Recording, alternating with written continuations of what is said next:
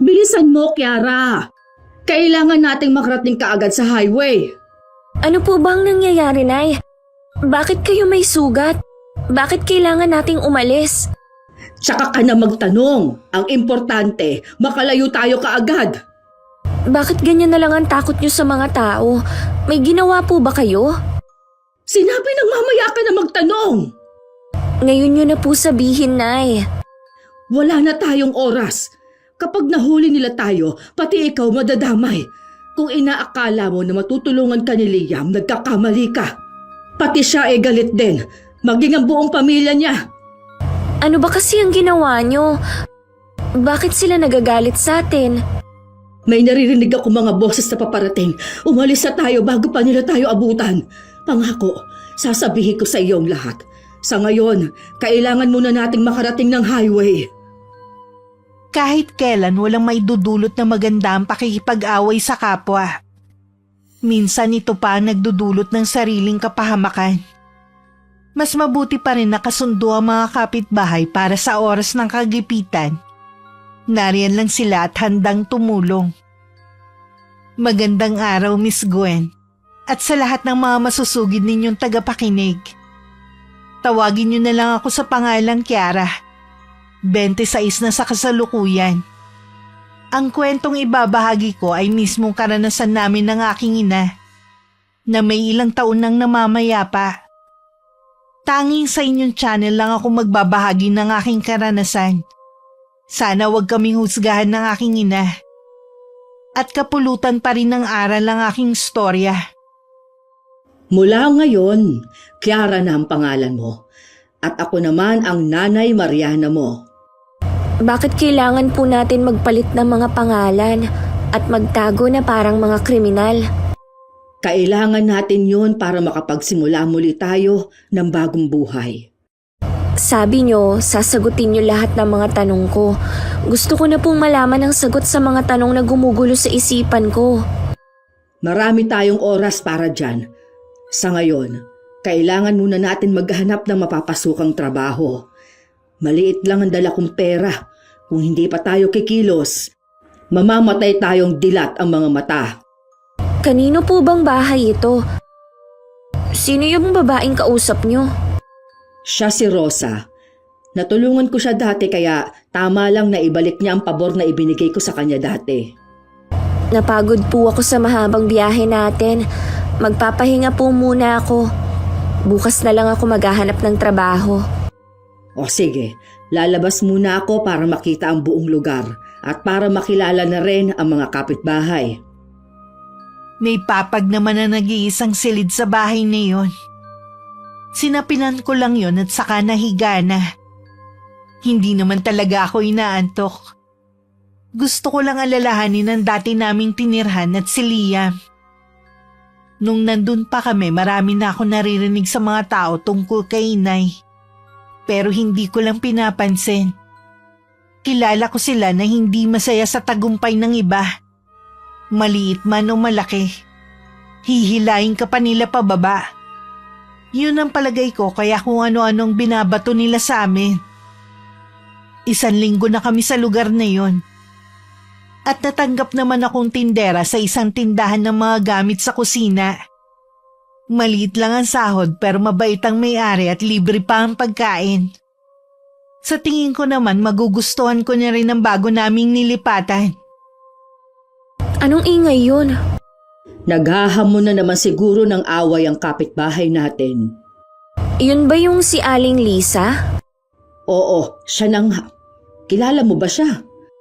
Nakakasalubong ko po minsan pero kahit kailan hindi ko pa siya nakakausap. Marami po ako naririnig tungkol sa kanya. Hindi nga lang maganda. Balita ko, lahat ng mga taga rito nakaaway na niya. Sadya sigurong palaaway ang taong yun. Kilala din po siya ng amo ko. Sabi nga sa dami daw ng pwede nating tirhan, malapit pa daw sa bahay ni Aling Lisa. Kung hindi man natin siya maiiwasan, hindi pakisamahan na lang natin. Sabi nga po ng amo ko, kaya daw natabingi ang mukha nun dahil sa ugali. Hayaan mo kung anong itsura niya. Hindi maganda na mamintas ng panlabas ng isang tao. Kaya po siya napupulaan dahil nga po sa ugali niya. Huwag na nga nating pag-usapan ng ibang tao. Matagal din bago natapos ang ginagawang pag-iingay ni Aling Lisa sa labas. Hindi namin alam kung sino ang kaaway niya. Dahil boses lang naman niya ang naririnig namin. Parang sanay na rin ang mga tao sa ugali ng kapitbahay namin. Siguro masasanay din kami ni Inay sa katagalan. Likas na rin kay Inay ang pagiging maawain sa mga bata. Kaya kahit sinabihan ko na siya na wag nang manggamot, hindi rin niya napigilan ng sarili na gamutin ng isang batang may sakit na anak ng isa naming kapitbahay. Ilang araw na raw itong nilalagnat at walang pera ang mga magulang para madala sa ospital ng kanilang anak. Naaawa ako sa bata, pero hindi ko maiwasang mainis sa mga magulang. Alam na kasing mahirap ang buhay, nagpadami pa talaga ng anak. Hindi yata nila alam ang family planning kaya umabot ng 8 kanilang anak. Ngayon, alam na po nila na marunong kayong manggamot. Sigurado na dadagsain kayo ng mga tao. Hindi naman siguro. Tsaka sinabihan ko ang mag-asawa na wag nilang ipagkakalat na ginamot ko ang kanilang anak. Mabuti po kung sumunod. Malalaman natin.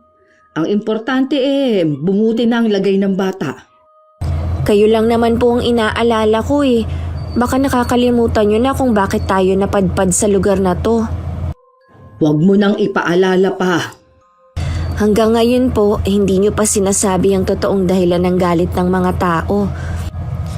Ang sabi nyo lang, kayo ang sinisisi sa pagkamatay ng anak ng konsehal sa atin. Alam ko po meron kayong hindi sinasabi sa akin eh.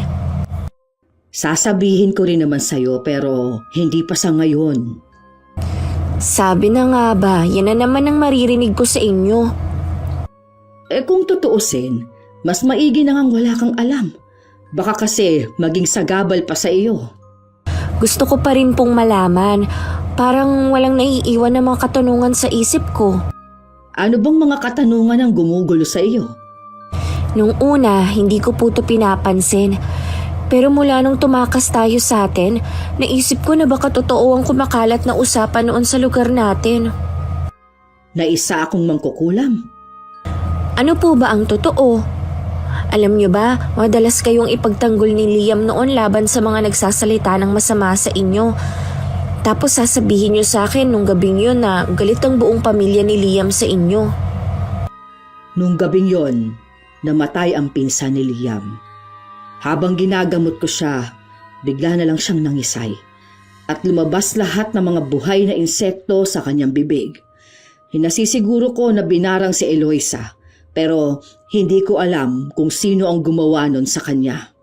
Iniisip po nila na kayo ang gumawa nun kay Eloisa? Ganun na nga, dahil sa kamay ko siya namatay. Sana po na hindi tayo umalis para malinis natin ang pangalan nyo. Paano ko malilinis ang pangalan ko kung lahat ng katibayan ay nagtuturo sa akin? Sige nga, isama mo pa ang galit ni konsehal at ang buo niyang pamilya. Hindi na sila makakapag-isip pa ng tama. Yung tungkol po sa kumakalat na mangkukulam kayo, totoo po ba yun? Hindi ko alam kung sino ang nagpapakalat nun pero totoo yon, anak. Nasa dugo natin ang pagiging mangkukulam. Pero matagal na panahon na nung huling ginamit ko ang kulam. Hindi na ako umimik ng mga oras na yon. Hinintay ko pang dugtungan ni Inay ang mga sasabihin niya. Pero hindi na rin siya nagsalita. Nang sulyapan ko siya, may luhang nangingilid sa kanyang mga mata. Hindi ko alam kung para saan o kanino yon. Kahit na umamin si Inay sa akin, hindi naman nagbago ang pagtingin ko sa kanya. Iniwasan ko na lang nabanggitin ang tungkol sa tunay niyang pagkatao. May mga araw pa rin naman na naiisip ko ang mga pinagtapat niya sa akin. Sumasagi rin sa isip ko kung sa akin kaya niya ipapamana ang kaalaman niya sa kulam. Isang hapong pag-uwi ko, nadaanan ko ang kapitbahay naming si Aling Lisa. na may kaaway na naman. Umiwas na lang ako ng daan at saka hindi ko nilang pinansin na nangyayari. Parang hindi nagsasawa ang kapitbahay natin na makipag-away. Ano na naman kaya ang problema niya? Sa pagkakarinig ko kanina, yung si Malu daw, nagpa-estimate sa anak niya tapos nalaman niya kanina sa iba na nagpagawa ng bahay ng ina. Parang yun lang. Parang bubuga na siya ng apoy sa galit. Naririndi na nga rin ako eh. Kaya lang wala naman akong magagawa kundi magtiis. Tayo ang bagong salta dito. Dapat lang na tayong makisama sa mga taga rito. Nakikisama naman po tayo eh. Wala naman sigurong dahilan para awayin tayo ni Aling Lisa. Ang mga taong walang alam kundi maghamon ng away, hindi yun nakakaalam ng tamang katwiran. Ibig kong sabihin, kahit wala tayong ginagawang masama, hahanap yun ng butas para maaway tayo. Nababasa ko naman ang kilos at kung anong iniisip niya. Kaya maging handa ka lang. Sa dami po nang nangyari sa atin, baka po mapatulan ko siya kahit mas matanda siya sa akin. Huwag mo nang patulan. Ako nang bahala sa kanya. Magsumbong ka lang kapag may ginawa siya sa'yo. Dahil may ginagawa pa si Inay, ako na lang ang naghanda ng hapunan namin. Si Inay pala tuwing araw ng linggo nasa labas ng simbahan para magtinda ng mga kandila. Ang ibang araw naman na nasa bahay siya, gumagawa naman siya ng basahan na kinukuha sa kanya ni Aling Rosa para ibenta. Masasabi kong kahit papano nakakaraos kaming mag-ina sa pang-araw-araw naming gastusin. Isang beses pareho kaming nasa bahay lang ni Inay nang biglang dumating si Aling Lisa. Malayo pa lang nakangiti na siya sa amin. Kasalukuyang nasa labas kami ng bahay. Nasa duyan ako noon, habang nanunood sa ginagawang pagtatanim ng halamang gamot ni Inay sa gilid ng bahay namin. Pasensya na kayo kung naabala ko kayo, Aling Mariana, sa ginagawa niyo. Patapos na rin naman itong ginagawa ko. Ano bang sadya mo? May gagawin ba kayo ng anak niyo sa Sabado? May trabaho ang anak ko sa araw na yun eh. Ako naman, marami ding ginagawa. Bakit mo naman naitanong? Ganun ba? Uupahan ko sana kayo mag-ina na tagaligpit sa Sabado. Birthday kasi ng anak kong binata. Maraming bisita ang darating eh. Pasensya ka na. Meron kasi kaming gagawin sa araw na yun. Malaki naman ang bayad ko sa pagpapaupa at libre ang pagkain. Baka pwede itong si Kiara na umabsent muna sa trabaho niya. Pasensya na po, Aling Lisa. Hindi po ako makaka-absent. Nakakahiya sa amo ko eh. Isang araw lang naman yon. Hindi ba pwede na pagbigyan niyo na ako? Hindi po talaga pwedeng, Aling Lisa eh. Baka naman nag-iinarte lang kayo. Mababa lang naman ang klase ng trabaho na meron kayo eh. Bakit hindi ka nalang magtanong sa iba? Sigurado naman na meron ka namang makukuha. Sabi mo nga, malaki ka naman magpaupa sa magtatrabaho sa'yo. Sigurado naman akong meron. Kayo lang ang una kong inalok dahil palagay ko, mas kailangan nyo ng ekstrang kita. Ganon naman pala eh. Kahit maliit lang kasi ang kita namin ng anak ko, kontento na kami dahil maayos ang trato ng mga taong nakakasalamuha namin. Minsan kasi, mas mahalaga pa rin kung paano kang tratuhin kaysa sa malaking kita. Sige, aalis na ako. Sa iba na lang ako magtatanong. Ay, mabuti naman umalis na siya. Ayoko talaga sa kanya. Kaya lang naman niya tayo inalok dahil wala na siyang makuha ng mga taga rito. Hindi naman daw kasi makatao ang trato niya sa lahat ng mga tauhan niya. Tsaka alam niya na may trabaho tayo, sa atin pa talaga inaalok. Gusto pa niyang umabsent ako, pambihira naman siya. Sana naman, sa minsan nating pagtanggi sa kanya huwag na tayong pag-initan. Lahat na ng kakilala ni Aling Lisa napuntahan na niya at natanong ng araw na yun. Ni isa wala siyang nakuha para sana maging tagaligpit sa araw ng kaarawan ng kanyang anak. Mainit tuloy ang ulo niya na umuwi ng bahay. Dati naman madali sa kanya makakuha ng mauupahang tao. Ngayon kahit malaki ang alok at libre naman ang kain, Walang pumayag kahit yung mga dati na niyang kinukuha. Sila pa talaga ang tumatanggi sa grasya. Pinakulo ng mag-inang yun ang dugo ko. Kabago-bago lang sa lugar na to eh. Akala mo kung sino na. Magsisisi talaga kayo sa ginawa niyong pamamaya sa akin. Hindi naman talaga mapera ang pamilya ni Aling Lisa. Pero lihitimong tagaron ng pamilya niya. At lahat ng mga anak niya na pagtapos nilang mag-asawa. Nang dumating si Lino, ang panganay niyang anak, sinabi niya rito ang tungkol sa handaan na magaganap sa Sabado sa kaarawan nito.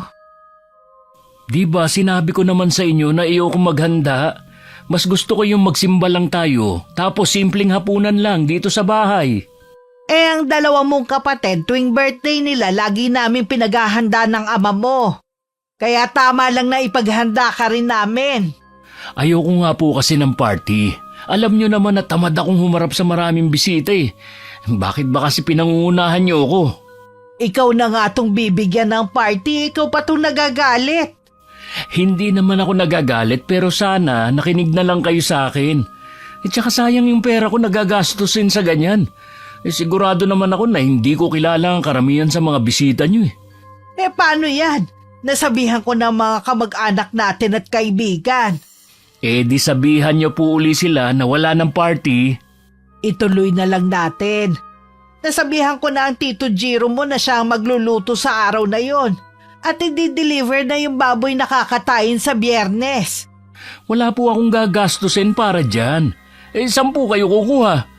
Di ba sabi ko naman sa inyo na mag-iigpit muna tayo ng sinturon dahil malaki na gastos ko sa pagpapagawa ng bahay natin.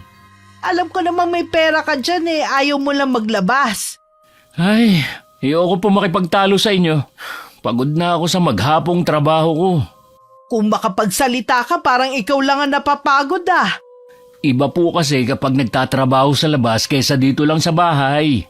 Kaya nga ipaghahanda kita sa Sabado. Para makapag-relax ka. Ayaw mo naman. Ayoko nga po. Masaya na akong kasama kayong pamilya ko. Bahala ka na nga. Siya nga pala. Nakarating sa akin na inaway niyo si Aling Malu. Bakit niyo naman ginawa yun? Tapos parinig pa raw kayo ng parinig sa Facebook.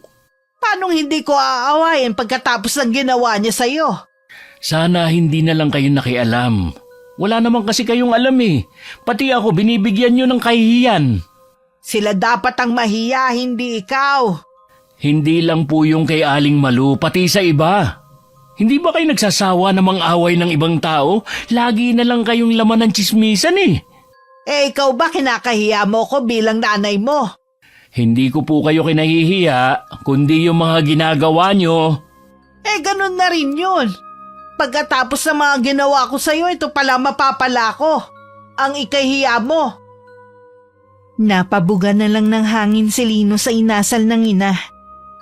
Para tuloy gusto niyang pagsisiyan na inungkat pa ang bagay na yon. Lahat kasi silang magkakapatid apektado na sa ginagawa ng kanilang ina. Pati tuloy ibang tao umiiwas na sa kanila sa takot na awayin sila ni Aling Lisa. Sumapit ang araw ng Sabado. Wala naman kami nakita ni Inay na handaan kina Aling Lisa ng araw na yon. Nang dumating si Aling Rosa para kunin ang mga basahan na ginawa ni Inay, sinabi nga nitong hindi nga daw natuloy dahil ayaw ng anak. Ilang beses ko nang nakakasalubong yung si Lino. Mukha naman po siyang mabait. Mabait nga siya, katulad ng nanay niya. Minsan, tinulungan niya akong buhatin ang mga ginawa kong basahan hanggang sa sakayan ng tricycle. Mabait nga siya. Siguro nagmana siya sa ama niya. Sabi kasi mabait daw yung si Mang Jimmy. Oo, nakita ko na rin siya minsan. Ay, Para saan naman ang pagbuntong hininga mo na yan? naalala ko lang po ang tinirhan natin. Ibang-iba po kasi sa tinitirhan natin ngayon. Tsaka namimiss ko na rin po ang mga kaibigan ko doon. Di ba't sabi ko naman sa'yo, kalimutan mo na ang lugar na yun. Ayoko nang marinig na babanggitin mo ulit ang nakaraan natin. Hindi ko lang po maiwasan na hindi maalala. Kung hindi po tayo umalis doon, malamang po nag-aaral na ako. Malaki kasi ang tsansa na makasama ako sa scholarship. Talaga bang gusto mo mag-aral? Oo naman po, iba pa rin kasi kapag may tinapos. Tsaka po gusto ko rin maibigay sa inyong maginhawang buhay. Pasensya ka na anak kong nahihirapan ka dahil sa akin. Hindi ko po kayo sinisisi, Nay. Pero isa yun sa pangarap ko talaga. Naniniwala ako na matutupad mo ang pangarap na yan balang araw. Sana nga po, Nay. Kung hindi man, ay ayos lang. Basta lagi po tayong magkasama. Dahil nakatingin ako sa bukas na bintana, hindi ko napansin ang misteryosang ngiti sa labi ni Inay. Maging ang biglang paglamlam ng mga mata nito habang nakatingin sa akin. Nitong mga nakaraang gabi, dinadalahit ng matinding ubo si Inay. Sinabihan ko siya na magpa-check up at sasamahan ko siya. Pwede naman kasi sa hapon na lang ako pumasok sa trabaho. Ayos lang ako, anak. May iniinom na ako dyan na herbal. Ilang araw na po kasi ang ubo ninyo eh. Baka po kailangan nyo ng maresetahan ng gamot. Baka nga hindi nahiyang sa akin ang herbal. Sige, pupunta ako sa health center mamaya. Huwag mo na akong samahan. Malapit lang naman eh. Sigurado po ba kayo? Oo naman, anak. Ayokong maabala ka pa sa trabaho mo. Sige po, wag na po muna kayong gagawa ng basahan ha. Magpahinga lang po muna kayo rito. Oo, anak. Huwag mo na akong intindihin pa. Nang makaalis ako, sunod-sunod muling inubo ng matindi si Inay hanggang sumuka na siya ng dugo. Lingid sa akin, matagal nang may dinaramdam na sakit ang aking ina. Nang lumipat kami sa lugar na yon, lihim siya nagpatingin sa doktor. Doon nga niya nakumpirma na malala na ang sakit niya at wala na yung lunas. Napabayaan na daw kasi at ang makakatulong lang para mapahaba ang buhay niya ay ang mga gamot. Pinayuhan din siya ng doktor na magpa-confine na sa ospital. Pero tumanggi siya. Hindi ko pwedeng iwan na lang si Kiara sa ganitong kalagayan. Kailangan ko nang mahanap si Teresita. Siya lang ang daan para mabago ang buhay ng aking anak. Dahil hindi naman sanay si Inay na nakahiga lang, kumikilos pa rin siya kahit may nararamdaman na sa katawan. Si Aling Rosa lang ang lagi niyang nakakausap at tanging nakakaalam sa kanyang sakit. Nitong mga nakaraan, laging umuulan. Ngayon lang sumilip ang haring araw. Kaya naman nilabas muna ni Inay ang mga nilaban ko nung isang araw para maarawan. Habang nagsasampay nga, dumating naman si Aling Lisa. Hindi tulad dati na nakangiti ito, ngayon seryoso ang mukha niya. Siguro mag-isa lang kayo ngayon. Oo, nasa trabaho ang aking anak. Ilang taon na kayo, Aling Mariana? 60 na ako. Bakit mo na itanong? Mas matanda pala kayo sa akin ng 5 taon. Mas mukha pa kayong matanda sa tunay niyong edad eh. Hindi nga kayo halatang mag-ina ng anak niyo. Para kayong maglola. Yan lang bang sinadya mo dito? Gusto ko lang kasing makipagkwentuhan sa inyo. Siyempre magkapit bahay tayo. Ilang buwan na kayong naninirahan dito pero wala pa akong alam tungkol sa inyo ng anak mo. Kaano-ano nyo nga pala si Rosa? Matagal na kami magkakilala ni Rosa. Ngayon lang kami ulit nagkita pagkatapos ng maraming taon. Akala ko kamag-anak kayo ni Rosa dahil pinayagan kayong tumira dito ng anak mo. Saan ba ang probinsya nyo? Sa malayo pa kami nang galing. Malayo? Tawid dagat ba? Ay pasensya ka na, Lisa. Naalala ko meron pa pala akong gagawin sa loob at saka na lang tayo mag-usap. Sige. Bakit ba pakiramdam ko meron kang tinatago? Si Rosa na lang ang tatanungin ko kung ayaw mo magsalita. May palagay si Inay na magiging tinik sa lalamunan niya si Aling Lisa. Dahil kilala ang ugali ng babae sa lugar namin, alam niyang hindi kami titigilan nito. Kailangan mag-isip ng paraan si Inay kung paano mababaling sa iba ang atensyon ng babae Kahit masama ang pakiramdam tuwing may pumupunta para magpagamot kay inay, naglalaan siya ng oras. Yun nga lang, hapong-hapo siya pagkatapos. Dapat, Nay, hindi po muna kayo naggagamot. Tingnan nyo, naghahabol kayo ng pahinga. Para kayong kandilang nauupos eh. Kita mo nga na bata ang ginamot ko eh. Hindi ko kayang tiisin na makitang nahihirapan siya. Kesa naman po na kayong mahirapan. Pwede naman kayong manggamot kapag magaling na kayo eh. Kaya din siguro hindi mawala-wala ang ubo nyo dahil sa pagod. Huwag mo na akong sermonan. At hindi mo rin naman ako mapipigilan sa ginagawa ko. Sasagot pa sana ako nang may tumatawag sa labas ng bahay. Nang sumilip ako, si Aling Lisa pala. Kahit hindi ko pa siya pinapatuloy, kusa na siyang pumasok. Nakita pa niya na nakaupo si inay sa upuang kawayan. May kailangan po ba kayo, Aling Lisa? Nabalitaan ko kasi na marunong palang manggamot ang nanay mo. Magpapagamot sana ako eh. Ilang araw na kasing masakit ang likod ko. Masama din po kasi ang pakiramdam ni inay. Kita naman po ninyo, kinakapos po siya ng paghinga. At isa pa, bata lang po ang ginagamot niya. Totoo ba ang sinasabi ng anak mo, Aling Mariana? Bata lang talaga ang ginagamot mo. Totoo ang sinasabi ni Kiara. Hindi na rin kasi ako ganong kalakas para gamutin ang lahat ng may sakit. Nag-aksaya lang pala ako ng oras sa pagpunta rito eh. Akala ko pa naman gagaling na ako. Ipinagyayabang ka pa naman ni Lita na mahusay. Kung si Lita ang nagsabi sa'yo, malamang na nasabi niya na bata lang talaga ang ginagamot ko. Nabanggit ko sa kanya yun dati. Wala siyang nababanggit na kahit ano. Kung sinabi niya, hindi na ako para mag-aksaya ng panahon ko sa pagpunta rito. Nakikiusap po ako. Kailangan na po ng inay na magpahinga. Bastos ka rin, no?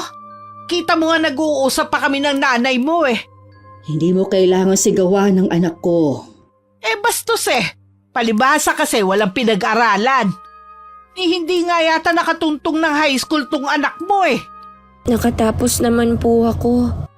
Bakit ganyan ang asal mo? Ikaw ang bastos, Lisa. Nakakalimutan mo na yatang narito ka sa pamamahay namin. Alam ko.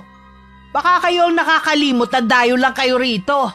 Hindi kami nakakalimot. Kaya nakikisama kami sa mga taga rito. Nakikisama daw. Hindi nga kayo marunong pakiusapan eh. Kung masama pa rin ang loob mo dahil tinanggihan ka namin, nagpaliwanag na kami noon. Hindi naman pwede. Nahihinto kami sa ginagawa namin para lang pagbigyan ka. Baka alis na nga. Baka kung saan pa mapunta ang usapan na to. Ay, salamat naman at umalis na. Tara na po, Nay. Magpahinga na po kayo sa kwarto natin. Huwag mo na lang dibdibin ang mga sinabi niya. Opo, Nay. Mula ng araw na yun, kami na ang naging target ni Aling Lisa. Marami siyang reklamo sa amin at mga parinig. Para siyang batang hindi lang napagbigyan tapos matindi na ang tantrum. Nung una hindi na lang namin pinapansin. Pero nagulat na lang kami na merong pumunta na barangay tanod sa bahay. Inirereklamo daw kami ng kapitbahay namin na maingay sa gabi at hindi sila makatulog. Matindi kasi ang ubo ni inay sa gabi.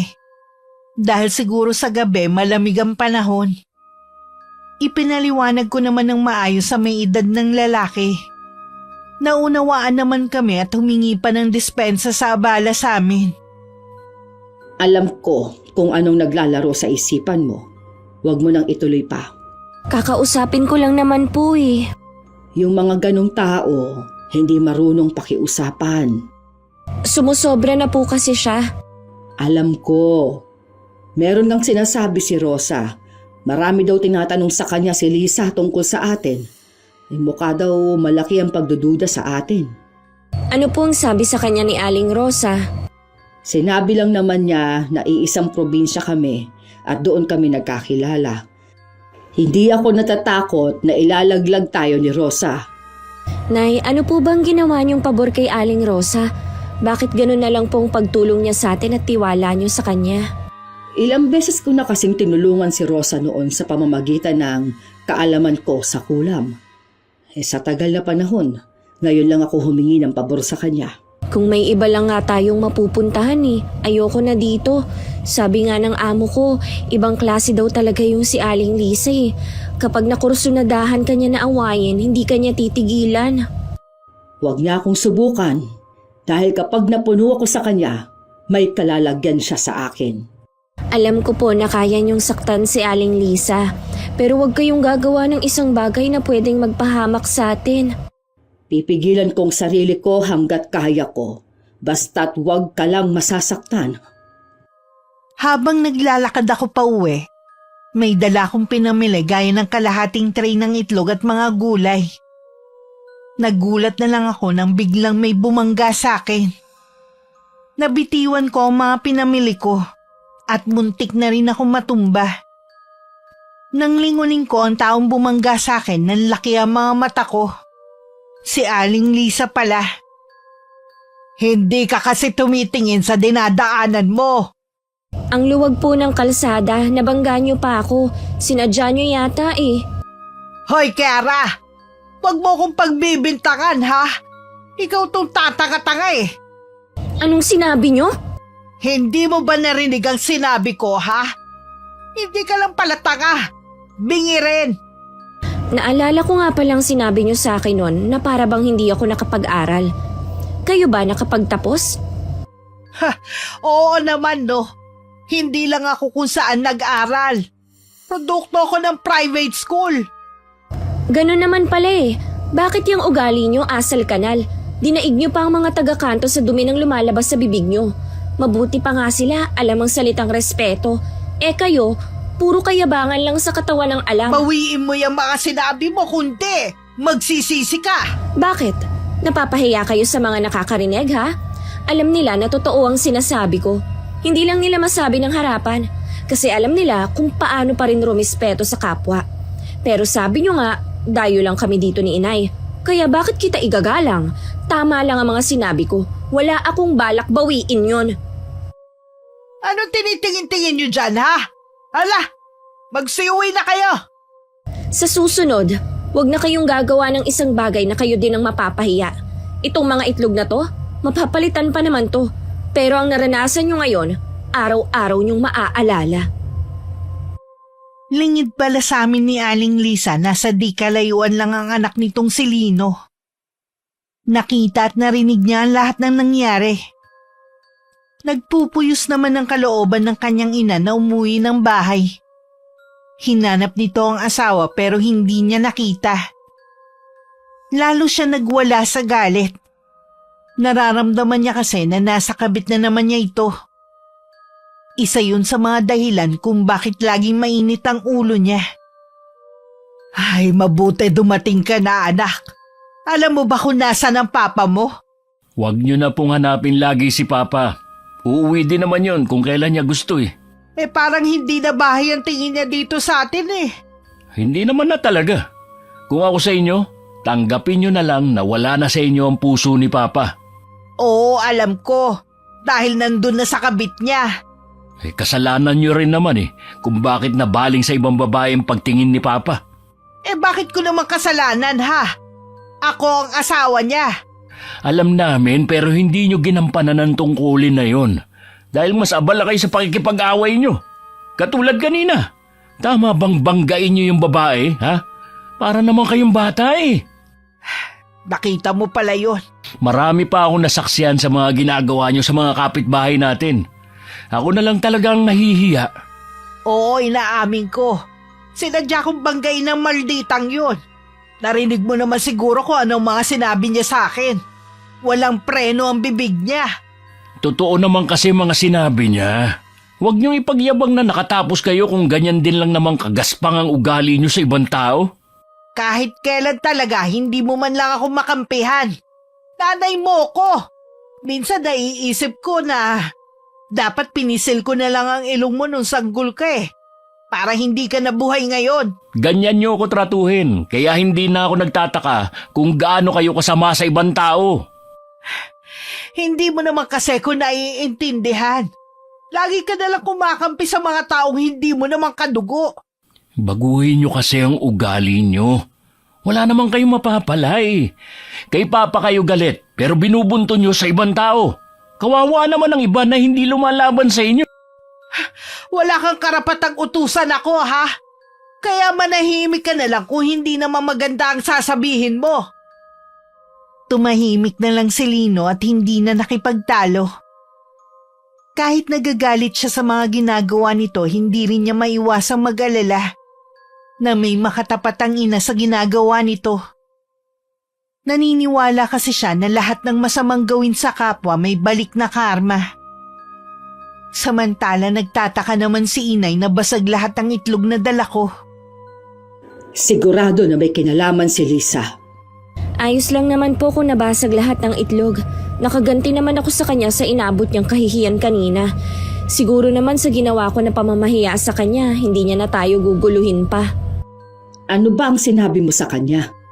Isang bagay na tuwing makikita niya ako, lagi niyang maaalala. Hindi tama na ganun kataas ang tingin niya sa sarili niya dahil lang sa may tinapos siya. Sana nga, wag na siya manggulo. May iba nga pala ako. Gusto mo ba mag-aral? Opo, Nay. Alam niyo na yun ang pangarap ko. Sa pasukan makakapag-aral ka na. Piliin mo ang kurso na gusto mo. Talaga po, Nay? Pero saan naman po tayo kukuha ng pera? Meron akong kaibigan na gusto kang pag-aralin. Binanggit kasi kita sa kanya at ang kagustuhan mong makapagtapos. Ang bait naman po ng kaibigan niyo, Nay. Kailan niyo ba siya naging kaibigan? Matagal na. Hindi ka pa ipinapanganak. Nay, ano po bang magiging kapalit ng pagpapaaral sa akin ng kaibigan niyo? Walang kapalit ang pagtulong sa iyo ni Teresita. Yun po bang pangalan ng kaibigan niyo? Oo, anak. Mayaman ang pamilya ni Teresita at may 2 siyang anak na babae na tapos na sa pag-aaral at may maganda ng trabaho ngayon. Sana po makilala ko siya. Mangyayari yon balang araw pero hindi pa sa ngayon.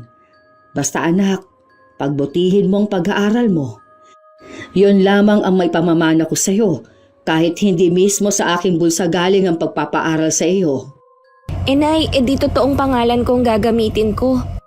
Oo, iha. Sa palagay ko naman hindi na tayo masusundan ng mga taong naghahanap sa atin. O baka nga, huminto na sila. Salamat po, Nay, ha? Dahil gumawa po kayo ng paraan kung paano ako makakapag-aral. Tandaan mo, anak, mahal na mahal kita. Lahat ay gagawin ko para sa iyo. Nagulat pa ako sa sinabing yun ni inay. At lalo na nang niyakap niya ako ng mahigpit. Hindi kasi showy si inay sa nararamdaman niya. Madalas seryoso siya at masungit pa nga minsan. Nahihiwagaan man sa ikinikilos ni inay. Mas nanaig pa rin sa akin ng excitement na sa wakas makakapag-aral na ako. Sana lang hindi ko pa nakakalimutan na napag-aralan ko nun. Ilang taon din kasi akong nabakante. May ideya na pumasok sa isip ko. Bibili ko ng segunda manong mga libro at habang naghihintay ng pasukan, magbabasa-basa muna ako. Isang hapon pag-uwi ko wala si inay sa bahay namin. Malapit nang dumilim nun nang dumating siya. Saan po kayo nanggaling, Nay? Kinalita lang. Ilang araw na kasing nilalagnat ang pobre. Dinalhan ko lang ng herbal na lagi nating iniinom kapag tinatrangkaso tayo. Nakipagkwentuhan na rin ako sandali. Uso po yata ang sakit ngayon eh. Kanina po kasi hindi rin pumasok ang amo ko dahil may trangkaso din. Oo nga, uso nga ang sakit ngayon. Pero si Lita kasi, pagkatapos maarawan, naulan na naman nung hapon. Nagtabas daw kasi siya sa paligid ng kapilya. Nakakaawa nga kasi ang ibinayad lang daw sa kanya sa maghapong pagtatrabaho, 100 piso. Ano po? Upa sa pagtatabas 100 lang? Sino naman ang walang pusong nagbayad sa kanya ng ganon? Si Lisa ang umupa sa kanya. Ang mali naman ni Lita, hindi muna siya nagtanong. Hindi naman daw niya kasi akalain na ganun lang ang ibabayad sa kanya.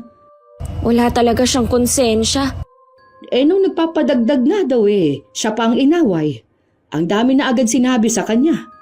Ang kaya lang naman niya yung mga hindi lumalaban sa kanya. Pinayuhan ko na lang si Lita na wag nang tanggapin ang kahit na anong trabahong ipagagawa nito. Hayaan niyo na lang kako siyang maglinis ng kapilya nila. Nakaramdam din ako ng awa kay Aling Lita. Mabait kasi to at lagi pang masayahin kausap. Sa pagkakaalam ko, siya nag-aalaga sa mga apo.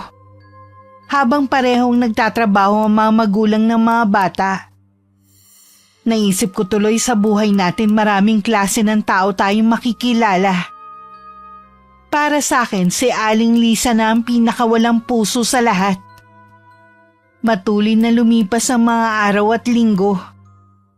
Nakapag-enroll na ako sa malapit na university sa amin. Magkahalong excitement at kaba ang nararamdaman ko, lalo na sa 1 linggo na ang pasukan. Nagpaalam na rin ako sa mabait kong amo at natuwa siya sa magandang kapalaran ko. Excited ka na siguro anak sa pasukan. Opo, at may halo rin ka ba? Normal lang yan. Basta't pagbutihin mo at huwag ka munang tatanggap ng manliligaw ha. Mag-focus ka muna sa pag-aaral mo. Opo, Nay. Hindi ko sasayangin ang ibinigay sa aking oportunidad. Nay, kailan ko ba pwedeng makita si Ma'am Teresita? Busy pa kasi sa ngayon. Basta, kapag handa na siya, sasabihan na lang niya tayo. Ano po ang itsura niya? Katulad ba siya ng mga gumaganap sa TV na mga mayayaman na laging naka-makeup kahit nasa bahay lang? Nakasuot ng magandang damit at puno ng alahas ang buong katawan? Nako, hindi anak. Simpleng babae lang siya. Ni minsan, hindi ko pa siya nakita na naka-makeup. Maamong mukha niya at kahawig mo siya. Ha? Ibig niyo pong sabihin maganda rin po ako na katulad niya? Maganda ka naman talaga. Kaya siguro nagkagusto sa iyo si Liam nun kahit malayo ang antas ng buhay natin sa kanila. Akala ko po ba hindi na po natin babanggitin ang nakaraan? Ay, naisip ko na hindi maiiwasan na mabanggit kung saan tayo nakatira dati. Kung sakali man na magdesisyon kang bumalik doon, hindi kita pipigilan. Sana lang nakapagtapos ka na para taas noo kang haharap kay Liam at sa iba. Bahala na po. Marami din po kasing pwedeng magbago. Baka po kapag nakatapos na ako, may asawa na si Liam. Gusto lang kitang bigyan ng permiso. Ayoko na lagi ka nalang maging sunod-sunuran sa akin. Tsaka, masanay ka rin na hindi ako ang laging kasama. Para pong may kakaiba sa pagsasalita ninyo. Marami lang akong napagtanto nitong mga nakaraang araw. Sana pala noon ko pa ito ginawa. Katulad po ng ano? Sana hindi ko nalang hinadlangan ang kagustuhan mong makapag-aral noon. Di sana ngayon, magtatapos ka na. Siguro po ito ang nakatakdang mangyari sa akin. Hinihingal na naman ako. Magpapahinga na lang muna ako sa kwarto ha. Talaga po bang magaling na kayo? Tingin ko sa inyo lalong nangangayayat. Oo naman. Di ba nga galing ako ng health center nung isang araw? Tsaka nakabuti yung pag-inom ko ng herbal. Sige po, Nay, magpahinga na muna kayo. Maliban sa bigla ang pagbagsak ng katawan ni Inay, wala naman akong kakaibang napansin sa kanya. Masigla naman siya at parang walang iniindang karamdaman. Dumating ang araw ng pasukan. Naging abala na ako noon para mapansin ang nangyayari sa paligid ko. Ganon din si Inay na lingid sa akin. Mag-isang lumalaban sa sakit niya. Diyos ko, ngayon lang ako tatawag sa inyo. Pahabain niyo pa ang buhay ko alang-alang sa anak ko. May kailangan pa akong gawin para masiguro ang magiging kinabukasan ni Kiara. 2 linggo na akong pumapasok noon nang dumalaw si Aling Lisa sa bahay. Si Inay lang ang nadatnan niya. Naabala sa pamimitas ng mga halamang gamot na kanyang tanim. Sinulyapan pa nito ang uniform na nakasampay. Totoo nga pala ang balita na nag-aaral ang anak mo. Paano nangyari yun? Ano ang ibig mong sabihin? Paano siya nakakapag-aral eh? Hirap na nga kayo sa pagkain niyo pa lang. Problema na namin yon. Ang mahalaga, makapagtapos ang anak ko para hindi siya basta nalang tapakan ng kung sino. Baka naman hindi estudyante ang anak mo. Baka naman... Huwag mo nalang ituloy ang sasabihin mo. Tignan mo na lang ang uniform ng anak ko at kung saan siya nag-aaral. Madali lang naman manghiram ng uniforme at sabihin na nag-aaral eh. Alam ko rin ang logo kung saan siya nag-aaral kuno. Kaya nagdududa ko kung totoo nga ang sinasabi mo. Huwag mo na lang kaming pakialaman pa para hindi ka na namumroblema. Bakit ko naman kayo poproblemahin eh? Mga kapitbahay ko lang naman kayo. Wala akong pakialam sa inyong mag-ina. Kung ganon, anong ginagawa mo dito sa harapan ko? Wala ka naman palang pakialam pero nakikipagtalo ka. Napadaan lang naman ako kaya naitanong ko na rin. Hindi naman sa ipinagtatabuyan kita ha. Marami pa kasi akong gagawin. Kailangan ko pang ilaga ang mga halamang gamot na ito. Napapansin ko lagi nyo na lang akong pinagtatabuyan eh. Kailangan mong intindihin na hindi lahat ng tao ay katulad mo na maraming oras. Sige, aalis na ako. Salamat naman at umalis na rin. Nakakaramdam na naman ako ng sobrang pagod. Lingid sa amin ni Inay, inalam pala ni Aling Lisa sa eskwelahan na pinapasukan ko kung doon ako nag-aaral. May pamangking kasi siya na doon din pumapasok. At yun ang inutusan niya. Dahil totoong pangalan ang ginamit ko, walang nakuhang impormasyon tungkol sa akin. Salamat, Iha. Pasensya ka na sa abala, ha? Tama talagang hinala ko na sinungaling ang mag-inang yun. Wala kaming kamalay-malay na kung ano-ano na ang pinagkakalat ni Aling Lisa na paninira laban sa akin. Dahil dayo lang kami, mas marami ang naniwala sa kanya. Dahil nangako ako kay Inay na puro pag-aaral lang ang iisipin, hindi ko nalang pinapansin ang malilisyosang tingin na ibinibigay sa akin ng mga tao. Kailangan kong magtapos. Yun ang paulit-ulit kong sinasambit sa utak ko. Dahil kilala na mabait si Inay at marami na rin siya natulungan sa lugar. Meron din naman ang nagmamalasakit sa amin katulad ni Aling Lita. Sinabi nito ang mga ginagawa ng kapitbahay namin. Aling Mariana?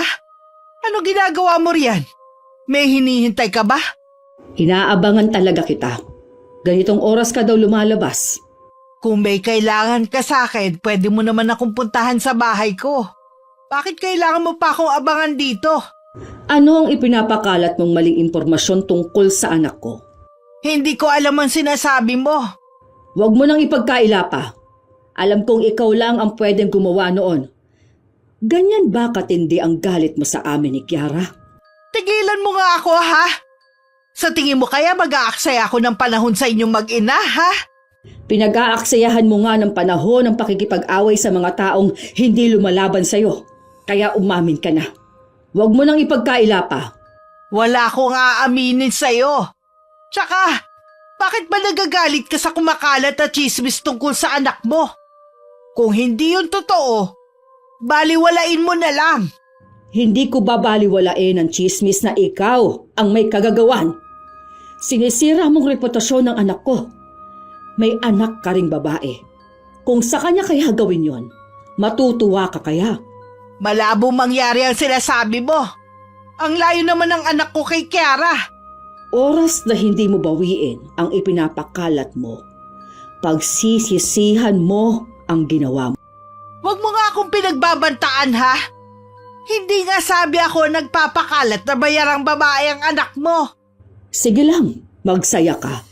Darating din ang sandali na pagdurusahan mong lahat ng mga ginawa mo. Talagang ginagalit mo ako, ah! Mabuti naman umalis na siya. Sinira lang niya ang araw ko. May lakad ng araw na yun si Aling Lisa pero hindi na lang siya tumuloy. umuwi na lang siya sa bahay nila. Nagtaka naman si Lino kung bakit bumalik agad ang ina. Bala kasi nitong puntahan ng kabit ng asawa sa bago nitong nilipatan. Dun dapat siya mag-e-eskandalo at ipapahiya ang babae ng mister. Oh, bakit po kayo bumalik? Nagbago na ba ang isip nyo? Hay nako, nabuisit kasi ko kaya hindi na ako tumuloy. Sino naman po nagpainit ng ulo nyo? Sino pa ba? Di ang kapitbahay natin. Sina Aling Mariana at Kiara? Wala nang iba.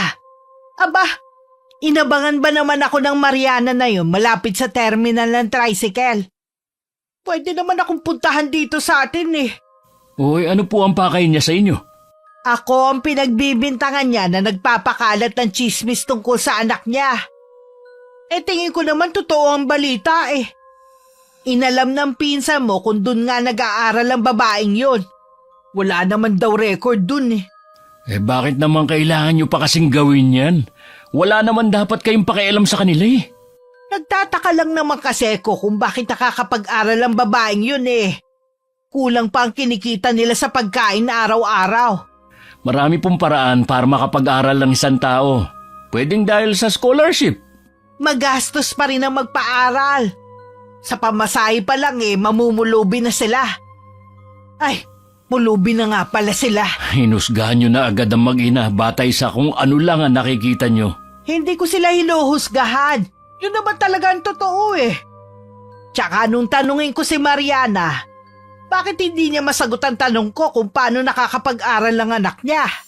Kung totoo ngang estudyante si Kiara o hindi, hindi na sana kayo nakikialam sa kanila.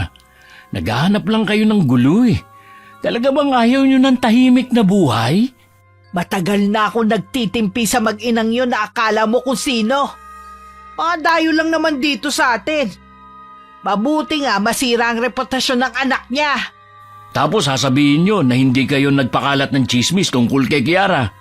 Huwag mo sabihin na kinakampihan mo na naman sila. Kumakampi lang ako sa kung ano ang tama.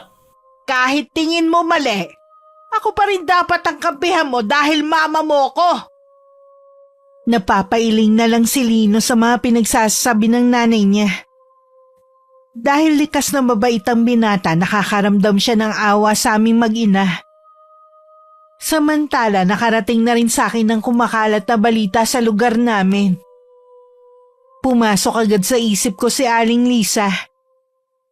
Wala naman kasing ibang gagawa nun kundi siya. Naiyak na lang ako sa galit at sama ng loob. Bakit po may mga taong katulad ni Aling Lisa? Hindi na nawawala ang mga katulad niya. Huwag ka na lang magpapaapekto sa kanya. Mag-focus ka lang sa pag-aaral mo. Pasensya na, Nay. Baka makapagsalita lang ako sa kanya ng hindi maganda kapag nagkita kami sa labas. Baka ikaw pang mabaliktad kapag ginawa mo yan. Kinumpronta ko na siya.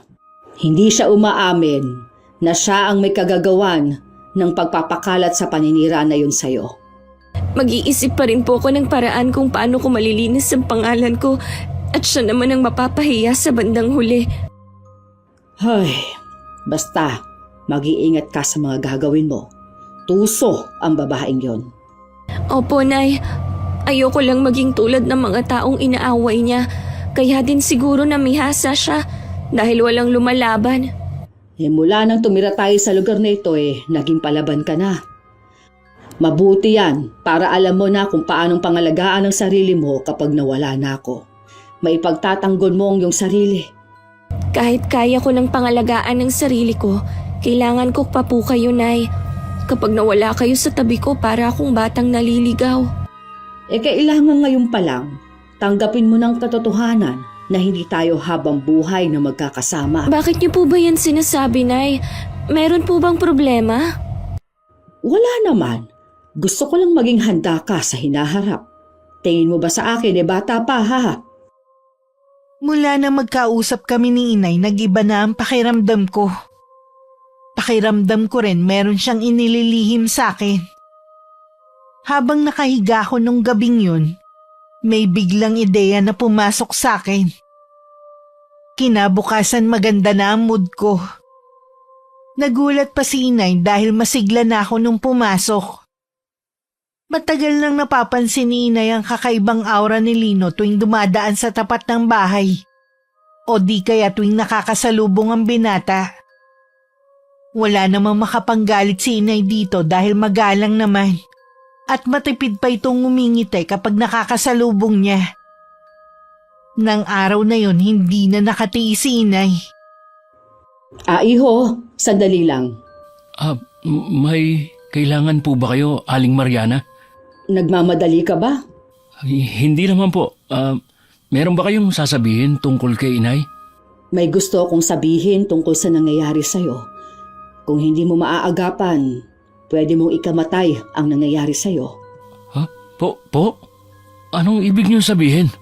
Alam ko na mahirap paniwalaan ang sasabihin ko pero nagmamalasakit lang ako. Magpatingin ka kaagad sa isang manggagamot o albularyo para malunasan ang sakit na ibinigay ng taong malapit sa iyo. Meron nga po akong nararamdaman sa katawan ko. Sumasakit ang tiyan ko at nangihina rin ako. Nung magpatingin ako sa klinik namin, wala naman sila nakitang diferensya sa akin. Hindi makikita ng doktor ang sakit mo, iho. Wala namang mawawala sa iyo kung magpapatingin ka sa isang albularyo. Salamat po sa inyo, Aling Mariana. Sa kabila ng hindi magagandang ginagawa ng nanay ko sa inyong mag-ina nagmamalasakit pa rin kayo sa akin. Hindi mo naman kasalanan ang ginagawa ng mama mo. Sige iho. Yun lang naman ang sadya ko sa'yo. Aling Mariana, hindi niyo ba ako kayang gamutin? Mula kasi nang lumipat kami dito, bata na lang ang ginagamot ko. Ganun po ba? Sige po, salamat po uli sa inyo. Hindi na lang tumuloy sa trabaho niya si Lino. Tumawag na lang siya para ipaalam na hindi siya makakapasok ng araw na yun. Dahil hindi pa bumubuti ang kalagayan niya. Pinakiramdaman din niya ang sarili. Pinagpapawisan na naman siya ng malamig. Naupo muna siya dahil pakiramdam niya matutumba siya. Dumating naman si Aling Lisa na galing tindahan at naabutan ng anak na balisa. Akala ko ba papasok ka ngayon? Sana nga po Kaya lang bumalik na lang ako. Masama pa rin kasi pakiramdam ko Tingin ko may nakain ka lang na nakasama sa tiyan mo. Wala ka rin kasing ingat sa kinakain mo Ang naalala ko lang, may nagbigay sa akin na kasamaan ko sa trabaho na pagkain. Nagtaka nga ako dahil alam ko na galit siya sa akin. May kakilala ba kayong albularyo? Bakit naman albularyo ang kailangan mo? Dapat sa doktor ka pumunta. Yun po kasi ang sabi ni Aling Mariana Ano naman ang kinalaman ng kapitbahay natin sa nangyayari sa'yo? Siya nagsabi sa kakaiba kong sakit. Hindi rin daw doktor ang kailangan ko. Nagpapaniwala ka naman sa sinasabi ng matandang yon. Tumayo ka riyan at sasamahan na kita sa doktor. Hindi nga po doktor ang kailangan ko, kundi isang albularyo. Saan naman ako maghahagilap ng albularyo sa lugar na to, ha? Ang huling albularyo na kilala ko Nabatay na, bata ka pa. Pwede po bang magtanong-tanong kayo sa mga kakilala o kamag-anak natin? Sigurado ako wala din silang alam kung saan makakahanap ng albularyo. Ano? Ayaw mo ba talaga magpa-check up sa doktor? Hindi na po. May gawain kami sa kapilya ngayong araw. Hindi kita masasamahan dito sa bahay. Magpahinga ka na lang muna. Total ayaw mo magpadala sa doktor. Pinilit namang magpahinga ni Lino pero habang tumatagal sumasakit lalo ang tiyan niya. Panay na rin ang suka niya at nagdidilim na rin ang kanyang paningin. Gusto sana niyang tawagan ng mga kapatid pero malayo ang trabaho ng mga yun. Baka bago pa makauwi malala na ang kondisyon niya. Ang ama naman niya siguradong abala yun sa kabit nito. Susubukan ko na lang humingi ng tulong kay Aling Mariana. Ayoko na wala man lang akong gawin. Kahit nanginginig ang mga tuhod, pinilit niyang tumayo at maglakad papunta sa bahay namin. Parang alam naman ni Inay ang pagdating ni Lino. Lumabas siya ng bahay at sinalubong na ang lalaki. Nagkataon na nasa bahay din si Aling Rosa. Tumulong na rin ang babae para madala sa loob ng bahay ang binata. Sa mahabang upuan na kawayan na lang nila pinahiga ito. Pasensya na po kayo, Aling Mariana, kung naabala ko kayo. Wala po kasi akong kasama sa bahay ngayon eh. Nakita ko ang dumaan ng mama mo kanina. Sinabi mo ba sa kanya? Opo. Kaya lang wala siyang alam na albularyo eh. Ay, sige. Susubukan na lang kitang pagalingin, ha? Dito ka lang. Kukuha lang ako ng mga halamang gamot na ipaiinom sa iyo. Kailangang mailabas ang lason sa katawan mo. Maraming salamat po. Alam ko na mapapagaling niyo ko. Lumabas na si Inay para manguha ng halamang gamot na tanim niya sa gilid ng bahay namin. Sumabay na si Aling Rosa dahil kailangan na rin niyang umuwi. Pumunta lang naman siya para manghingi ng halamang gamot para sa may sakit nitong asawa. Nang pumasok si Inay sa bahay, naabutan niyang namimilipit sa sakit ang binata. Matapos maisalang ang halamang gamot, binalikan niya ito. At saka hinilutan siya. Sobrang tigas nito at may nakakapa siya na parang bato. Napansin naman ni Lino ang pag-iling ni Inay. Bakit po, Aling Mariana? Ilang araw na pala itong lason sa katawan mo. Nabuo na ito na parang bato, kaya sobrang sakit ang nararamdaman mo. May pinaghihinalaan na po ako kung sino may gawa nito. Isa sa mga katrabaho ko na may galit sa akin. Hindi lang galit.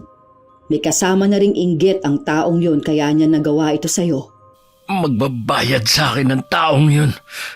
Wala naman akong atraso sa kanya para gawin ito. Hindi mo rin siya mapapaamin. Iwasan mo na lang siya para hindi ka na mapahamak pa sa susunod. Sandali. Kukunin ko na lang ang halamang gamot na pinakuluan ko. Tiisin mo lang ha, dahil kasing pait yun ng apdo. Nang malasahan ni Lino ang pinaglagaan ng halamang gamot, halos mamilipit siya sa sobrang pait. May kakaiba rin yung amoy na walang katulad. Pero itinuloy pa rin niyang inumin ang isang baso nun. Ilang sandali lang naramdaman na lang niya na parang babaligtad na ang sikmura niya. Sunod-sunod na ang pagsuka niya ng malapot at buo na likido na kulay itim. Malansa rin ang amoy nun. Hinang-hina siya pagkatapos. Nailabas ko na kaya lahat ng lason? Pakiramdam ko pati mga laman loob ko sasama ng palabas eh. Oo, iho. Nailabas mo ng lahat. Salamat naman at naagapan ng pagkalason mo. Ay, salamat sa Diyos at sa inyo po. Maya-maya lang manunumbalik na rin ang sigla mo. Pwede ka na rin makauwi sa inyo. Habang nasa kapilya naman si Aling Lisa, iniisip niya ang anak. Akala niya sandali lang siya pero inabot na ng tanghalian, naroon pa rin siya. Marami kasing tinatalakay sa kanila si Pastora. Nang hindi na makatiis, nagpaalam siyang uuwi muna sa isa sa mga kasama. Dinahilan niya na kailangan niyang dalhin sa ospital ang anak. Habang pauwi nakita niya ako nakasama ang mga kaklase ko. Ang isa sa mga kasama ko kakilala niya. Nang magtama ang mga mata namin, umiwas siya ng tingin. At tuloy-tuloy lang na naglakad na parang hindi ako kilala. Pagdating sa bahay nila, hindi niya naabutan si Lino. Saan kaya siya nagpunta? Hindi kaya nagpunta na siya sa doktor? Kailangan matawagan ko siya para masundan ko sa ospital. Nakailang tawag na si Aling Lisa pero hindi sinasagot ng anak ang tawag niya. Sinubukan na rin niyang tawagan ng asawa at ang dalawa pang anak pero ganun din. Hindi rin sila sumasagot. Sa inis, naihagis niya ang hawak na cellphone sa sofa. Wala talaga maaasahan sa kanila. Ito namang asawa ko malamang nasa bahay ng kabit kaya ayaw sumagot. Nasaan ka na ba, Lino? Dapat hindi ko siya iniwan eh. Siya na nga lang ang nagmamalasakit sa akin. Ang dalawa niyang kapatid lagi namang kumakampi sa ama nila. Baka pati siya mawalan na rin ng amor sa akin. Paano na ako? Sinubukan ulit tawagan ni Aling Lisa ang anak pero ganun pa rin. Puro ring lang ang kanyang naririnig. Balak na sana niyang lumabas para hanapin ito at ipagtanong sa mga kapitbahay kung meron nakakita sa binata. Saka naman ito umuwi. Saan ka ba nagpunta ha? Kanina pa kita tinatawagan ayaw mo sagutin. Pasensya na. Naiwan ko dito yung cellphone ko eh. Baka naka-silent kaya hindi mo naririnig na nandito lang. Halika na. Pumunta na tayo sa ospital ngayon din. Para ano? Di ba masama ang pakiramdam mo? Umalis nga ako sa kapilya namin dahil nag-aalala ako sa iyo eh. Okay na po ako ngayon. Magaling na ako. Galing ka na ba sa doktor? Galing po ako kay Aling Mariana. Napagaling na po niya ako. Kung hindi niya ako naagapan, malamang bukas pinaglalamayan niyo na ako. Nagpapaniwala ka na naman sa matandang yon na marunong siyang manggabot? Paano niyo may papaliwanag na napagaling niya ako? Magpasalamat na po tayo na may mabait at maaasahan tayong kapitbahay. Kaya sana naman, huwag niyo na silang awayin. Sino naman ang may sabi sa'yo na inaaway ko sila ha? Tinatanggi niyo pa alam ko at ng mga taga rito ang ginagawa niyo. Tigilan niyo na rin ang pagkakalat na maling impormasyon kay Kiara. Nakasalubong ko nga siya kanina. May mga kasama siya. Yung isa sa kasama niya, anak ni Mitch. Siguro naman naniniwala na kayo na estudyante si Kiara sa eskwelahan na yun. Bakit kasi wala siyang record doon? Dahil tunay na pangalan ang ginamit niya sa pagpasok. Ibig sabihin, hindi niya tunay na pangalan ng Kiara? Bakit kailangan may alias pa sila? Baka po palayaw niya lang yung Kiara. Masyado kasi kayong mapanghusgi. Ngayon na napatunayan nyo na at nang iba pa na mali ang kumakalat at chismis, kayo lang naman ang napahiya O ngayon, kayo naman ang pagchichismisan. Subukan lang nila na pag-usapan ako. Palilintikan sila sa akin. Nakikiusap ako sa inyo. Tigilan nyo na ang mag-ina. Utang ko kay Aling Mariana ang pangalawa kong buhay. Malaki talaga ang paniniwala mo na matandang yun ang nagpagaling sa'yo. Palay mo naman na wala kang sakit. Simpleng sakit lang ng tiyan. Tapos kunwari lang ang panggagamot niya sa'yo para magkaroon ka ng utang na loob sa kanya. Ako nagkaroon ng sakit. Alam ko na hindi lang simpleng pananakit ng tiyan ang nangyari sa akin. Magaling si Aling Mariana. Napagaling niya ako. Akala ko nga mamamatay na ako kanina Mabuti na lang talaga. Pinilit kong makarating sa bahay niya. Alam ni Lino na hindi pa rin naniniwala sa kanya ang ina. Hinayaan na lang niya. Umaasa na lang siya na balang araw magbabago rin ito. Kinabukasan, pagpasok niya nalaman niyang umalis na sa trabaho ang kasamahan na may galit sa kanya. Mas lalo niya na sigurong ito nga talaga ang naglason sa kanya. Sa pag-alis ng katrabaho, nagkaroon naman siya ng peace of mind. Samantala, lalo naman nagalit si Aling Lisa sa aming mag-ina. Hindi niya matanggap na sa aming kumakampi ang anak niya. Marami na rin kasi ang nakikisimpatya sa amin. Hindi matanggap nito na siya ang lumalabas na masama. Bakit ba ang aga mong manggulo sa bahay namin? Ano? Bahay niyo? Patira lang kayo dito ni Rosa. Sige na, nakikitira lang kami dito. O ano bang kailangan mo? Sino ba kayo mag-ina? Bakit kailangan palitan ng mga pangalan niyo? Hindi ko alam ang sinasabi mo. Huwag ka na magsinungaling pa. Kaya pala hindi makita ng pamangking ko ang pangalan ng anak mo. Dahil tunay na pangalan ang ginamit niya sa pagpasok sa eskwelahan. Di inamin mo na rin na ikaw ang nagpakalat ng paninira sa anak ko. Oo, ako nga. Napakayabang kasi ng anak mo Dayo lang naman kayo rito. Bakit ba? Ganoon na lamang ang kainit ng dugo mo sa amin ng anak ko, ha? Nagtanong ka pa talaga? Ang mabuti pa, umalis na kayo mag-ina. Lumipat na kayo ng ibang bahay. Wala kang karapatang paalisin kami dito. Sumusobra ka na talaga. Kapag hindi pa kayo umalis, aalamin ko lahat ng tungkol sa inyo. Malakas ang kutob ko na meron kayong tinatago na mag-ina. Ikaw ang umalis sa pamamahay ko. Baka hindi ako makapagtimpi sa'yo. At kung ano lang ang magawa ko. Ikaw pa talaga may ganang pagbantaan ako, ha? Kapag sinabi ko, ginagawa ko. Ano magagawa ng isang matandang katulad mo sa akin, ha? Mukha ka ng uugod-ugod. Hindi mo ko kaya kung hahamunin mo ko. Baka nga pati tunay mong edad binago mo eh. Tingin ko kasi sa'yo nasa 80 na. Nagulat si Aling Lisa sa biglang ginawa ni Inay. Malakas kasi siyang itinulak at natumba sa lupa. Hindi agad siya nakakibod dahil sa pagkabigla. Dahil sa pagkakatama ng balakang, hindi rin siya nakatayo agad. Sabihin mo sa akin, ganyan ba ang lakas ng isang 80 na ang edad? Sinisiguro ko sa'yo, Lisa, hindi mo ako kakayanin kahit magpisikalan pa tayo. Kaya kung ako sa'yo, habang kaya ko pang pigilan ang sarili ko, tantanan mo na kami. Walang yaka, matanda ka! Nagawa mo pa ako itulak! Magbabayad ka! Hindi mo nga magawang tumayo dyan. Ikaw ang magbabayad sa akin ng mahal kung may gagawin ka na naman na masama laban sa amin.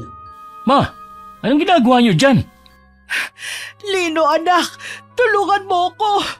Hindi ako makatayo. Tinulak ako na matandang yan.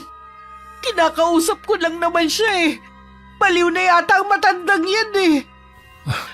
Ang galing mo ring babae. Kung may kidlat lang ng mga oras dito, malamang tinamaan ka na dahil sa kasinungalingan mo. Ikaw ang sinungaling. Umalis na kayo rito para ikakatahimik na lugar namin. Iuwi mo ng nanay mo, iho. Huling beses na ito na pagbibigyan ko siya sa panggugulo niya sa amin ng anak ko. Oras na may gawin pa siya ulit. Patawarin ako ng Diyos. Hindi na ako magbibigay ng konsiderasyon sa babaeng yan. Pasensya na po kayo, Aling Mariana.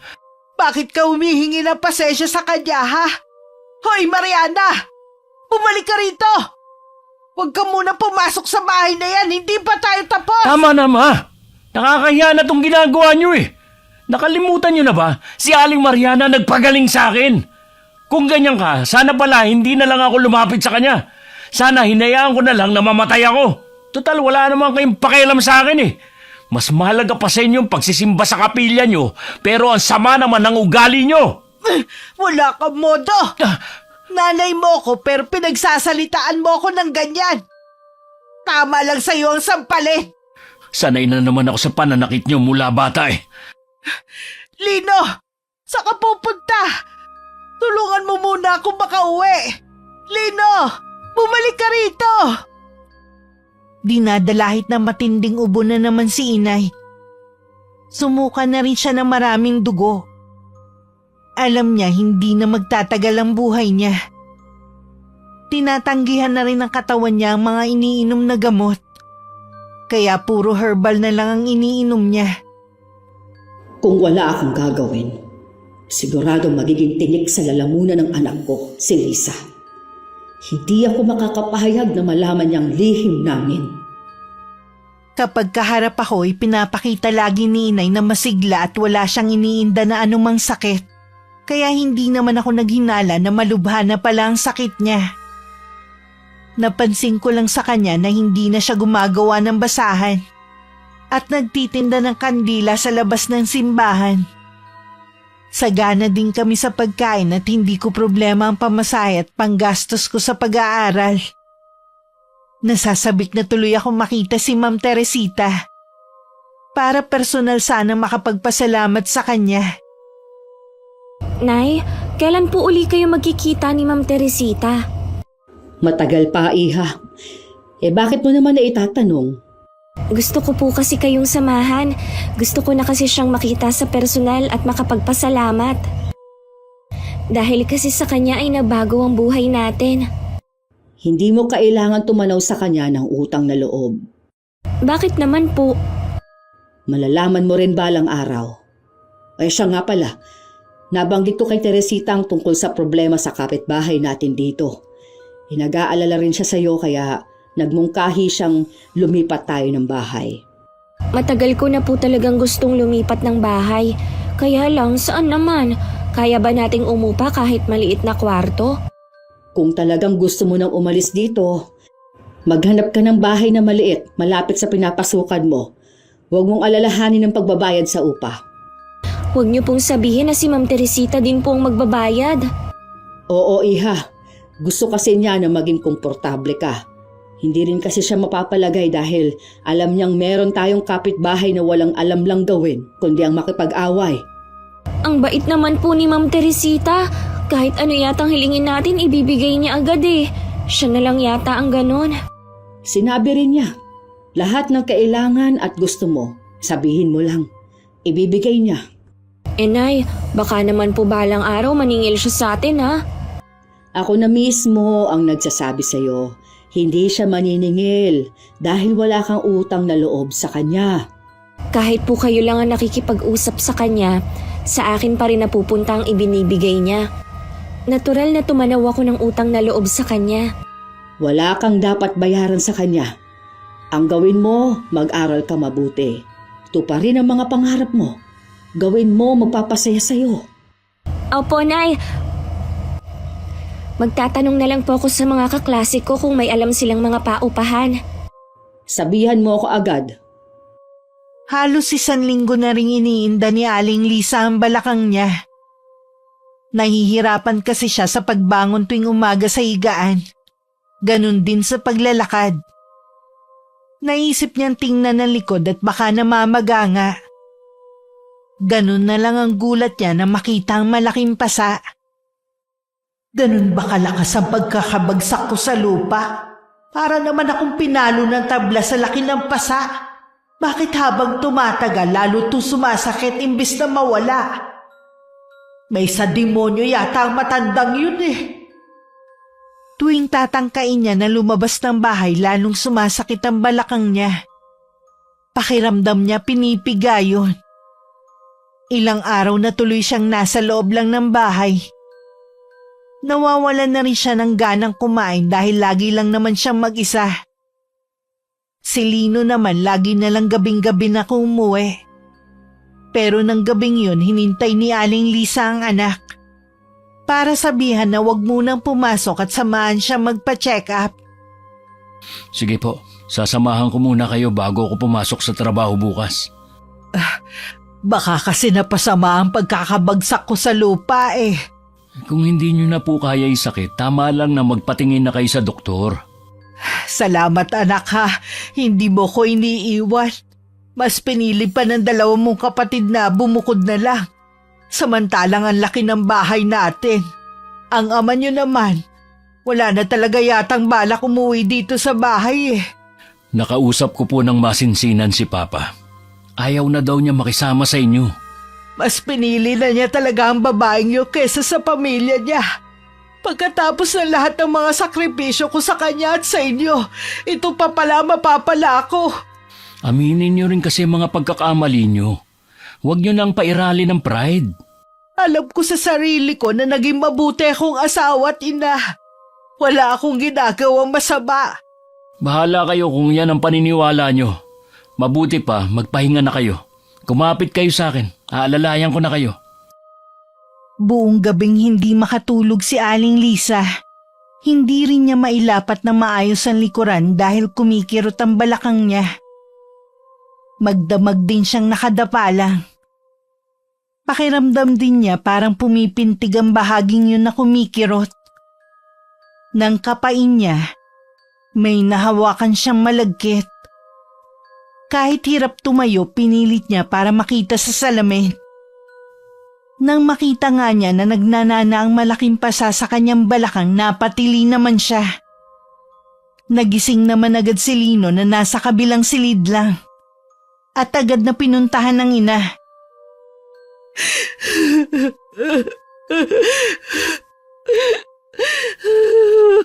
na po.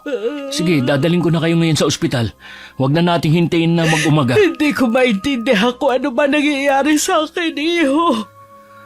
Doktor lang ang makakapagsabi kung ano ba nangyayari sa inyo. Kasalanan to ng matandang yon. Humanda siya sa akin, sasampahan ko siya ng kaso. Huwag na po muna yan ang isipin nyo. Anak, pwede mo bang tignan ang likod ko? Para kasi may gumagalaw eh. Tiningnan naman ni Lino ang likod ng ina. Ganun na lang ang takot niya nang makita ang napakaraming uod na gumagalaw sa sugat ng ina. Parang babaliktad ng sikmura na iniiwas na lang niya ang tingin dito. Ang ilan pa nga sa mga yon naglaglagan na sa higaan. Anong meron? Bakit parang naduduwal ka dyan? Nakakadiri na ba, ha? Hindi ko po alam kung paano sasabihin eh. Sabihin mo kung anong meron. Inuud po yung sugat nyo. Ha? Tanggalin mo ang mga yan, Lino. Alisin mo. Takot ako sa uod. Napakarami ng mga to, ma. Halos mapuno na ang buong sugat nyo eh. Dalhin mo na ako sa ospital. Huwag ka lang tumayo dyan. Sige po, pakikiusapan ko lang si Tito Glenn na samahan kayo. Pagdating ng mag-ina sa ospital, agad naman silang inasikaso ng mga doktor. Nagtataka naman si Lino kung bakit pagdating nila doon, nawala na parang bula ang mga uod sa sugat ng ina. Nagamot naman agad ang sugat at niresetahan sila ng gamot. Pinalabas din agad sila ng araw na yun. Dahil hindi naman daw maluba ang sugat nito. Pero pagdating sa bahay, bumalik na naman ang mga maliliit na uod sa sugat ni Aling Lisa. Umiiyak naman sa matinding sakit ang babae. Wala na itong ginawa kundi sumigaw. Kahit ang mga gamot na nireseta, hindi rin tumatalab. Sa labas ng silid ng ina, napapaisip naman si Lino. Hindi pangkaraniwan ang sakit ni Mama. Hindi kaya kinukulam siya. Sino naman ang gagawa? Si Aling Mariana kaya?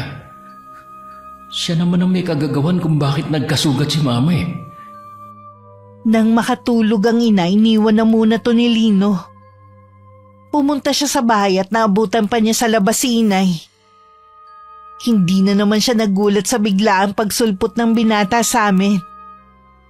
Sinulyapan lang niya ito bago binalik ang atensyon sa ginagawa. Bakit niyo po binubunot yung mga halaman niyo, Aling Mariana? Ililipat ko kasi ito sa mga paso. Ha? Bakit naman po? Sa lilipatan kasi namin ng anak ko walang lupang katulad nito. Aalis na po kayo? Oo, iho. Para sa kapakanan ng anak ko. Aling Mariana, kaya pala ako narito dahil meron akong tatanong sa inyo. Tungkol ba sa nangyayari sa mama mo? Ha? Opo. May kinalaman po ba kayo? Kung sabihin ko sa'yong meron, ano ang gagawin mo? Makikiusap po ako sa inyo. Natigilan niyo na ang mama ko. Hirap na po kasi siya eh. Ginawa ko yon para turuan ng leksyon ng mama mo. Kung hindi ko yon ginawa, hindi niya titigilan ang anak ko. Ilang beses ko nang pinalampas sa mga ginawa niya sa akin. At lahat yon binaliwala ko. Basta, tantanan lang niya si Kiara. Ang hirap pakiusapan ng nanay mo. Hanggang sa huli, nagmamataas pa rin siya. Aling Mariana, gagawin ko po lahat para mapatawad niyo lang ang mama ko. Wala na akong magagawa pa, iho. Kahit lumuhod ka pa sa harapan ko. Wala nang lunas ang karamdaman niya. Mag-enjoy na lang siya sa natitirang araw niya. Kung magagawa pa niya yon.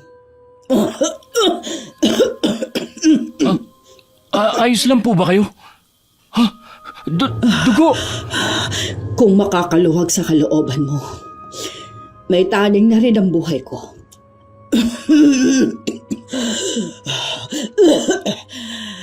Ilang buwan na lang o baka swertehin pa akong umabot ng 1 taon. Itong buhay ko. Sabihin mo sa mama mo na magkita na lang kamo kami sa impyerno. Bigo na umuwi si Lino sa kanilang bahay. Kinausap din niya ang ama at 2 kapatid na anumang oras pwedeng bawian ng buhay si Aling Lisa. Lahat sila hindi umalis sa tabi nito. Bakas din sa kanila ang lungkot. Kailangan pa pala na magkasakit ako ng malubha para makumpleto tayo bilang pamilya. Kung alam ko lang sana, noon ko pa hiniling na magkasakit ako. Salamat na rin natatupad ang huli kong kahilingan na makita at makasama ko kayo. 1 linggo rin na pinahirapan si Aling Lisa ng kanyang sakit. Walang gabi na hindi siya umiiyak at sumisigaw sa magkahalong takot at sakit na nararamdaman. Batid niya kasi na malapit na siyang mawala sa mundo. Hindi na rin siya makapagsalita. Sa likod ng isip niya, humingi siya ng kapatawaran sa lahat ng taong nagawan niya ng masama. Nang pumanaw siya, kamag-anak lang ang dumalo sa libing niya. Dahil sa masama niyang ipinakita sa kapwa, hindi rin nagkaroon ng simpatya sa kanya ang mga tao. Kung ano ang kanyang itinanim sa kapwa, yun din ang kanyang inani. Yun ang malungkot na katotohanan. Samantala, hindi na rin naitago ni Inay ang sakit niya sa akin. Nakaratay na lang siya ng mga sandaling yun. Anak, meron sana akong ipagtatapat sa iyo. Alam ko na po na si Ma'am Teresita ang tunay kong ina. Nung nag-aayos po tayo ng mga gamit sa paglilipat, nakita ko po ang diary nyo. Kayo ang nagpaanak sa kanya at saka ko iniwan sa inyo. Bunga lamang po ako ng panggagahasa sa kanya. Para hindi masira ang pamilya niya, iniwan ako sa inyo. Matagal ka nang hinahanap ng nanay mo.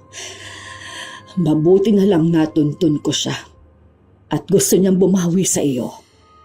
Alam ko, mahirap gawin pero patawarin mo na siya. Nagkausap na rin po kami at nagkapatawaran.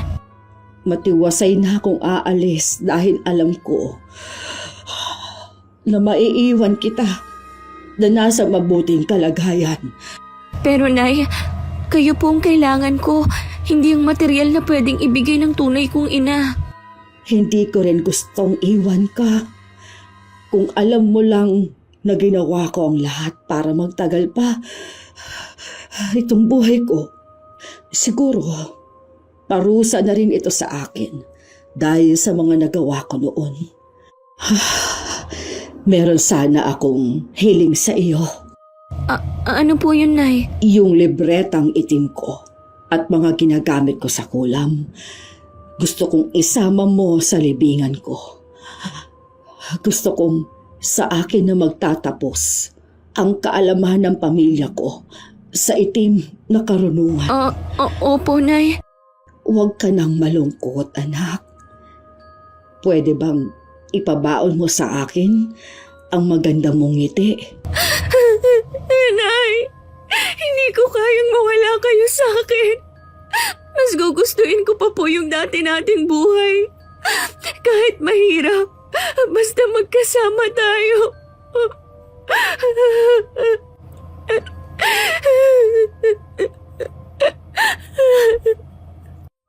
Wala akong ginawa ng mga oras na yun kundi umiyak ng umiyak. Kinagabihan pumanaw na si Inay habang hawak ang kamay ko. Lahat ng bili ni Inay sinunod ko. Tuwing wala akong pasok sa eskwelahan, lagi kong dinadalaw ang puntod niya. Panahon na lang siguro ang makakapagsabi kung kailan mawawala ang lungkot at pangungulila na nararamdaman ko. Lahat ng pangarap naming dalawa tinupad ko, Miss Gwen. Mas pinili ko na rin mag-solo. Sa kabila ng gusto ko rin makasama ang aking tunay na ina at mga kapatid. Mas mabuti pa rin talaga na mamuhay na mabuti kesa masama. Dahil ang paniningil ng karma mas malupit sa inaasahan natin. Wakas,